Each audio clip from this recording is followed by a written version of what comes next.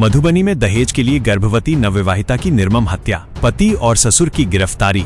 बिहार के मधुबनी जिले में एक और दिल दहला देने वाली घटना सामने आई है, जहां दहेज के लिए एक गर्भवती नवविवाहिता की हत्या कर दी गई। पुलिस ने मामले की गंभीरता को देखते हुए तुरंत कार्रवाई करते हुए महिला के पति और ससुर को गिरफ्तार कर लिया है। ये घटना समाज में दहेज प्रथा की कुरीतियों और महिला सुरक्षा पर एक बड़ा सवाल खड़ा करती है। पुलिस के अनुसार मृतका की पहचान 24 वर्षीय सुनीता देवी के रूप में हुई है, जो कुछ महीने पहले ही शादी के बंधन में बंधी थी। आरोप है कि महिला के पति राजेश यादव और ससुर रामनाथ यादव दहेज की मांग को लेकर उसे लगातार प्रताड़ित कर रहे थे। महिला से 3 लाख रुपए और सोने की मांग की जा रही थी, जिसे पूरा करने में वो असमर्थ रही। बताया जाता है कि जब नवविवाहिता ने दहेज की मांग पूरी करने में असमर्थता जताई तो पति और ससुर ने उसे बेरहमी से पीटा। इसके बाद जब महिला बेहोश हो गई तो आरोपियों ने उसे जलाकर मार डाला। पुलिस को जैसे ही इस घिनौनी घटना की सूचना मिली, उन्होंने तुरंत जांच शुरू कर दी और साक्ष्यों को इकट्ठा किया। शव को पोस्टमार्टम के लिए भेजने के बाद पुलिस ने आरोपी पति और ससुर को गिरफ्तार कर लिया है।